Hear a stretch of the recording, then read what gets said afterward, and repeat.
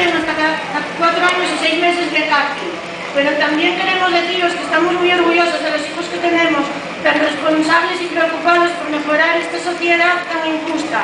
Yo no veo a ningún banquero en la cárcel, ni a ningún especulador ni político corrupto. Y a estos jóvenes que no hicieron nada